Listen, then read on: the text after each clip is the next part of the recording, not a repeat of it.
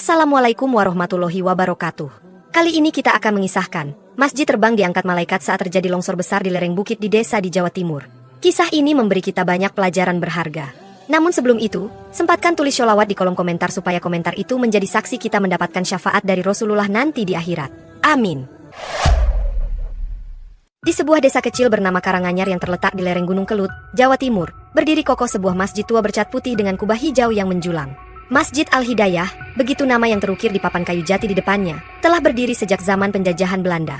Dindingnya yang tebal dari batu bata merah masih kokoh meski telah berusia lebih dari seabad. Setiap waktu sholat, suara adzan yang dilantunkan Pak Kiai Ahmad mengalun merdu melalui pengeras suara yang sederhana. Sosoknya yang tinggi kurus dengan surban putih dan sarung kotak-kotak telah menjadi pemandangan akrab bagi warga desa. Di usianya yang menginjak 65 tahun, semangatnya mengajar ngaji anak-anak dan memimpin pengajian tak pernah surut. Alhamdulillah, masjid ini tidak pernah sepi, ujar Pak Kiai kepada seorang tamu yang berkunjung. Setiap maghrib, anak-anak mengaji. Setiap bada isya, bapak-bapak yasinan. Ibu-ibu punya jadwal dibaan setiap Jumat sore. Desa Karanganyar sendiri dihuni sekitar 200 kepala keluarga yang sebagian besar bermata pencaharian sebagai petani. Ladang bertingkat membentang hijau di lereng gunung, sementara kebun kopi dan cengkeh menghiasi bagian yang lebih tinggi. Udara sejuk dan pemandangan gunung yang gagah membuat desa ini terasa damai. Tapi ya begitulah, Pak Kiai melanjutkan sambil tersenyum. Ada saja yang belum tergerak hatinya. Seperti Mbah Karso itu, rumahnya persis di depan masjid tapi tidak percaya sama Allah. Tapi kita tetap mendoakan semua warga, semoga Allah membuka hatinya. Masjid Al-Hidayah bukan sekadar tempat ibadah. Serambinya yang luas sering menjadi tempat musyawarah warga. Kamar di samping mihrab menjadi tempat singgah musafir yang lewat. Saat Ramadan, masjid ini selalu penuh sesak dengan jamaah tarawih dan anak-anak yang iktikaf. Masjid ini warisan leluhur kita. Pak Kiai sering berpesan kepada jamaah. Dulu, saat desa ini masih berupa hutan, para wali yang membangunnya sebagai pusat dakwah. Kita wajib meramaikan dan merawatnya. Di tiang utama masjid, terukir tahun 1882, menandakan usianya yang hampir 150 tahun. Meski tua, masjid ini terawat baik berkat gotong royong warga setiap bulan Rajab. Ket putihnya selalu terlihat bersih. Taman kecil di halamannya tertata rapi dengan bunga-bunga melati yang harum. Namun, tak ada yang menduga bahwa masjid tua ini akan segera menjadi saksi sebuah peristiwa luar biasa yang mengubah kehidupan seluruh warga desa. Sesuatu yang akan membuktikan bahwa mukjizat Allah masih terus terjadi hingga hari ini, bahkan di desa kecil di lereng gunung seperti Karanganyar. Memasuki pertengahan bulan Desember, langit desa Karanganyar seolah tak henti mencurahkan air. Hujan deras mengguyur tanpa jeda selama 5 hari berturut-turut. Ladang terendam, jalan-jalan tanah berubah menjadi kubangan lumpur, dan suara gemuruh air terdengar semakin keras dari arah sungai yang membelah desa. Belum pernah saya lihat hujan sederas ini, Pak Kiai, ujar Pak RT. Saat berteduh di serambi masjid seusai sholat, air masih turun dengan derasnya, menciptakan tirai putih yang mengaburkan pandangan. Iya, Pak. Saya juga khawatir, jawab Pak Kiai Ahmad sambil mengusap jenggot putihnya yang basah terkena percikan air hujan. Tadi siang saya cek ke bagian atas desa. Air sudah mulai merembes dari tebing-tebing. Malam itu, setelah semua jamaah pulang, Pak Kiai melaksanakan sholat tahajud seperti biasa. Namun kali ini, beliau menambahkan rakaat-rakaat sholat hajat, memohon perlindungan Allah untuk desanya. Seusai sholat, beliau tertidur di mihrab masjid. Dalam tidurnya, Pak Kiai bermimpi bertemu dengan seorang lelaki tua berpakaian putih yang tidak dia kenal. Lelaki itu berdiri di puncak bukit di atas desa, menunjuk ke arah lereng gunung yang mulai retak. Wahai Kiai, sampaikan kepada penduduk desa. Bahaya mengancam mereka. Tanah ini akan bergerak. Selamatkan mereka semua, jangan ada yang tertinggal.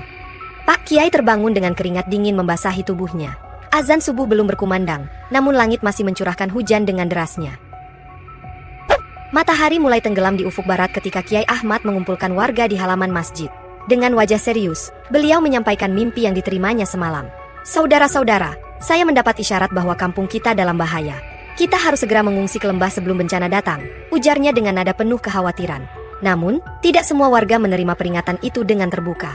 Beberapa di antara mereka saling berbisik dan menggelengkan kepala. Yang paling keras menentang adalah Mbah Karso, sesepuh desa yang sejak dulu dikenal tidak menyukai kegiatan keagamaan di desa mereka. Hah, mimpi katamu? Mbah Karso mendengus. Sejak kapan kita harus percaya pada bunga tidur? Aku sudah tinggal di sini lebih dari 60 tahun, tak pernah terjadi apa-apa. Suaranya yang lantang membuat beberapa warga mengangguk setuju. Kiai Ahmad tetap tenang menghadapi penolakan itu. Saya mengerti keraguan kalian, tapi lebih baik kita waspada. Bawa juga hewan ternak kalian. Lebih baik selamat daripada menyesal. Apa? Membawa ternak juga? Seru seorang warga. Bagaimana dengan kandang-kandang kami? Rumah kami? Sawah dan kebun kami? Benar, timpal yang lain. Sapi-sapi kami baru melahirkan. Tidak mungkin kami membawanya turun ke lembah. Suasana semakin memanas. Sebagian besar warga masih ragu meninggalkan rumah dan harta benda mereka hanya karena sebuah mimpi. Mereka telah membangun kehidupan di kampung itu selama bertahun-tahun. Kandang ternak, sawah, dan kebun adalah hasil kerja keras mereka. Dengar, Mbah Karso kembali angkat bicara. Jangan mudah termakan omongan orang yang mengaku-ngaku dapat wahyu. Kalian mau meninggalkan semua yang sudah kalian bangun hanya karena mimpi?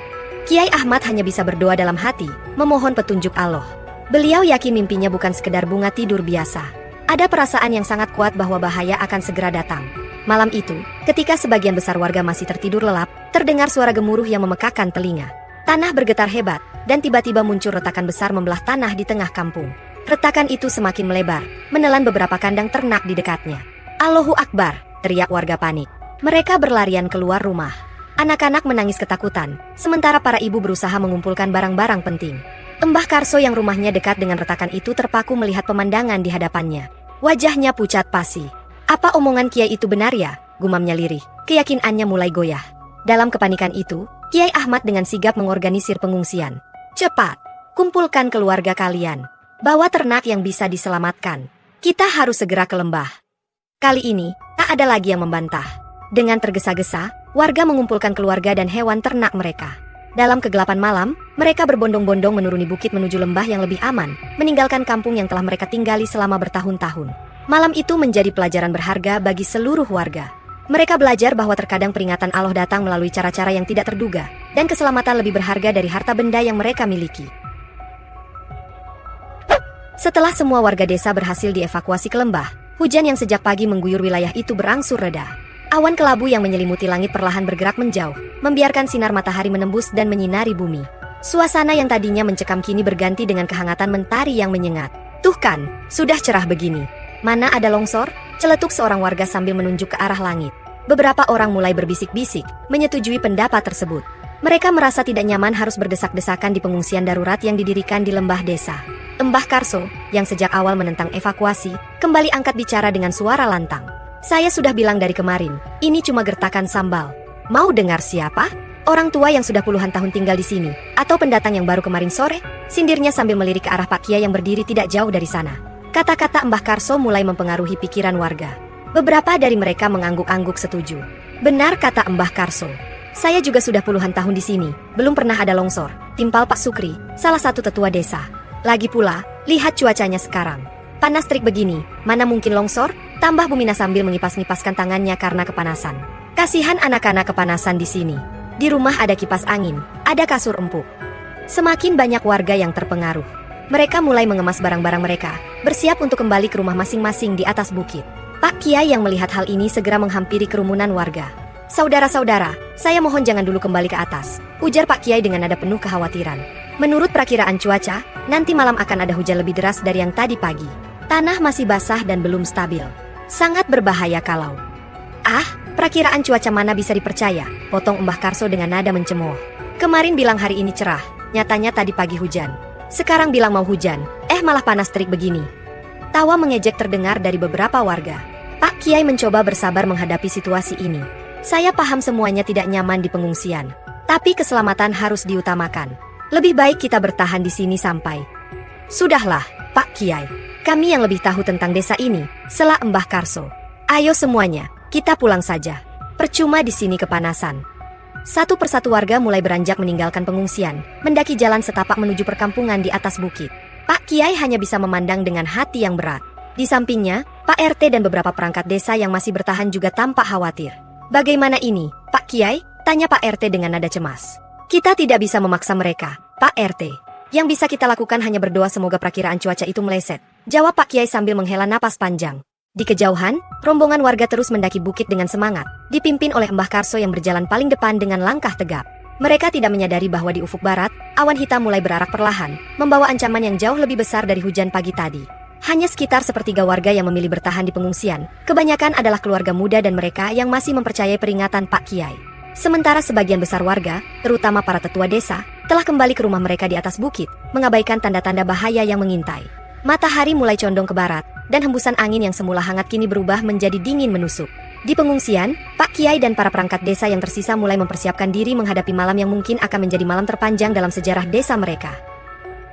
Malam itu, langit kembali menurunkan airnya. Awalnya hanya rintik-rintik kecil yang jatuh membasahi tanah.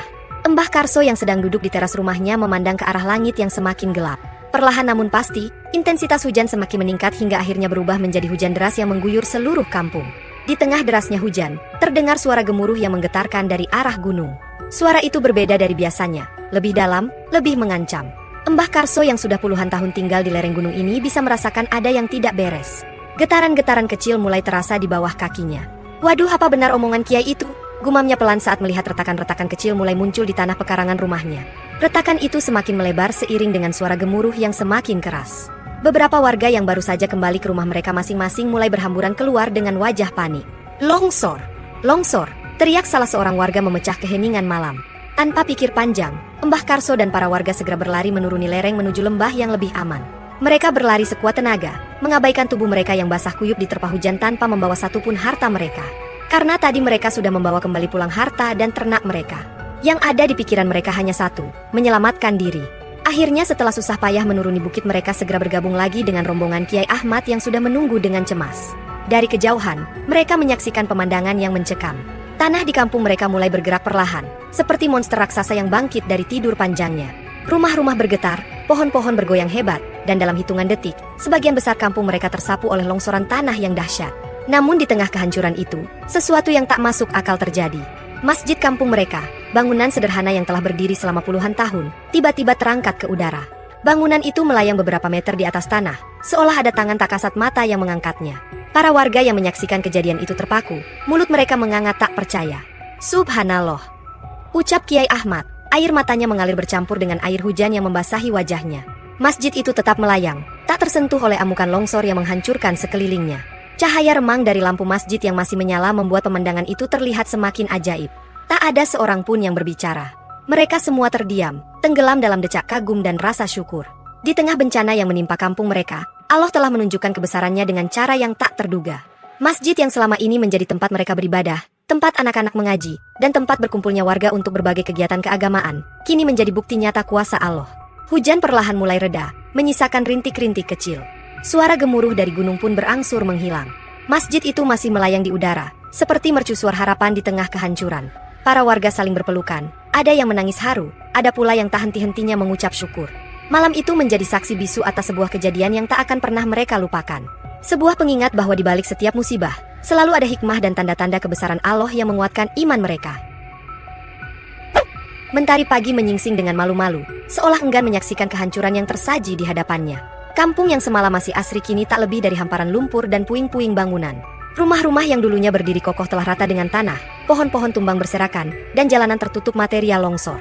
Namun di tengah pemandangan memilukan itu, satu bangunan tetap berdiri dengan gagahnya, Masjid Al-Hidayah.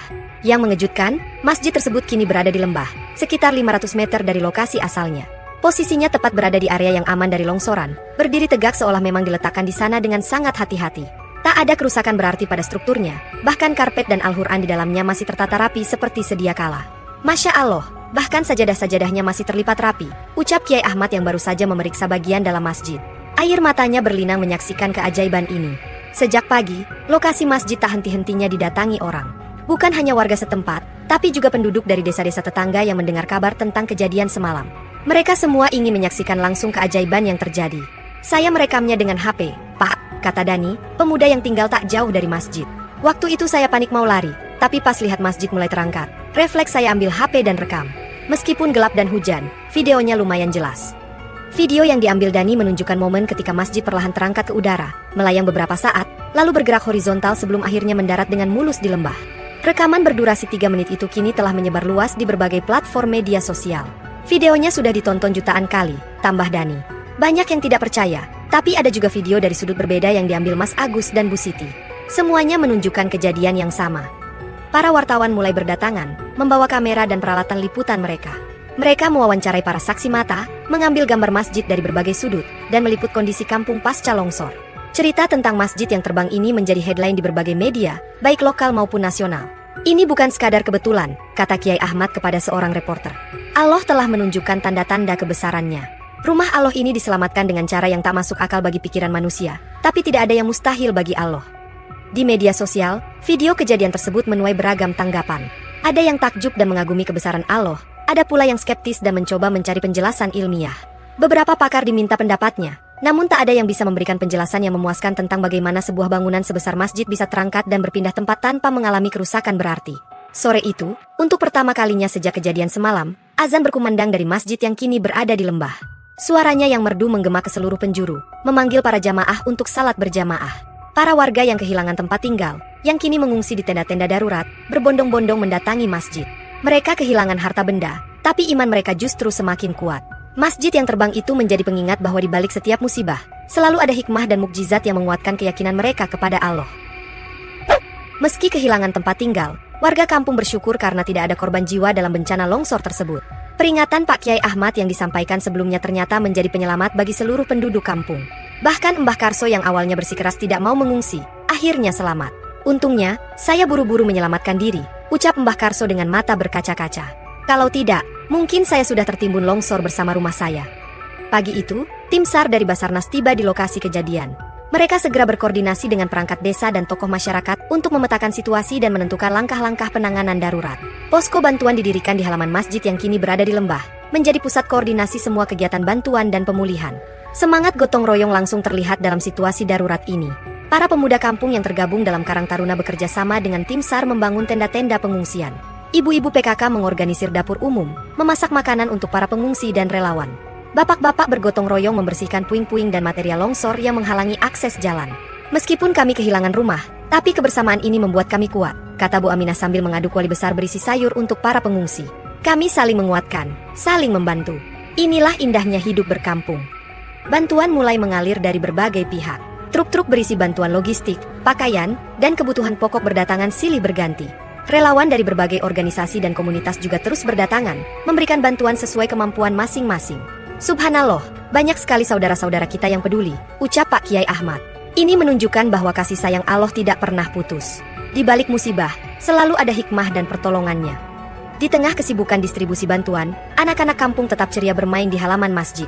Beberapa relawan mengadakan kegiatan trauma healing, mengajak mereka bermain dan belajar agar bisa melupakan sejenak kesedihan kehilangan rumah. Malam mulai turun di pengungsian. Lampu-lampu emergensi menerangi tenda-tenda yang berjejer rapi. Suara lantunan ayat suci Al-Quran terdengar dari dalam masjid, di mana para pengungsi berkumpul untuk salat berjamaah dan berdoa bersama.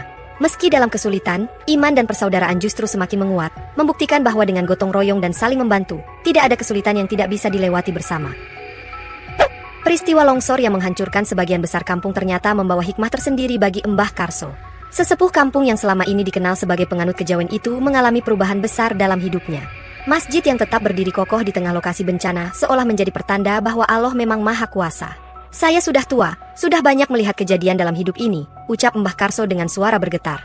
Tapi baru kali ini saya benar-benar merasakan kebesaran Allah. Subhanallah, ini benar-benar mukjizat, kata Pak Kiai Ahmad. Masjid ini seperti mercusuar yang menunjukkan jalan kebenaran di tengah musibah.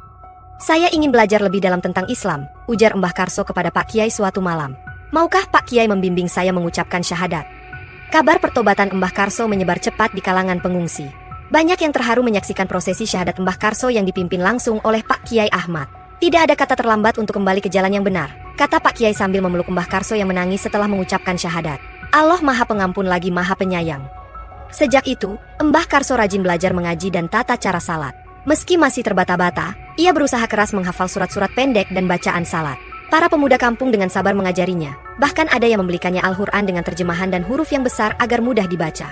Dulu saya sering mengejek orang-orang yang ke masjid, kenang Mbah Karso. Sekarang saya mengerti bahwa Allah telah menyelamatkan saya melalui peringatan Pak Kiai dan kekokohan masjid ini.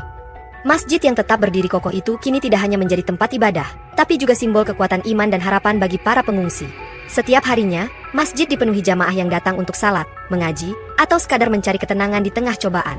Musibah ini membuka mata hati banyak orang, kata Pak Kiai Ahmad. Seperti Mbah Karso, semoga kita semua bisa mengambil hikmah dan semakin mendekatkan diri kepada Allah. Di tengah kesedihan kehilangan rumah dan harta benda, kisah pertobatan Mbah Karso menjadi penghibur dan inspirasi bagi warga kampung. Masjid yang tetap berdiri kokoh seolah menjadi bukti nyata bahwa Allah selalu bersama hambanya yang beriman, bahkan dalam situasi tersulit sekalipun. Musibah longsor yang menimpa kampung membawa banyak hikmah bagi warga. Kejadian ini mengingatkan betapa pentingnya menjaga keimanan dan ketakwaan kepada Allah Subhanahu wa Ta'ala. Masjid yang tetap berdiri kokoh di tengah puing-puing kehancuran menjadi bukti nyata kebesaran Allah. Ini pengingat bagi kita semua, ucap Pak Kiai Ahmad dalam ceramahnya. Harta benda bisa hilang dalam sekejap, tapi iman harus tetap terjaga. Persatuan warga semakin kuat setelah kejadian ini. Mereka rutin mengadakan doa bersama dan gotong royong membantu sesama. Pengajian yang dulu sepi kini ramai dikunjungi, bahkan oleh mereka yang sebelumnya jarang ke masjid. Alhamdulillah, musibah ini justru mendekatkan kami pada Allah dan sesama, kata Bu Aminah, salah satu pengungsi. Kami jadi lebih rajin salat berjamaah dan mengaji. Pertobatan Mbah Karso menjadi bukti bahwa Allah selalu membuka pintu hidayah bagi siapa saja. Kisahnya menginspirasi banyak orang untuk introspeksi diri dan memperbaiki hubungan dengan Allah. Semoga kejadian ini menjadi titik balik bagi kita semua untuk lebih mendekatkan diri pada Allah. Tutup Pak Kiai Ahmad dengan penuh harap. Semoga kisah ini dapat kita ambil pelajarannya. Terima kasih. Wassalamualaikum warahmatullahi wabarakatuh.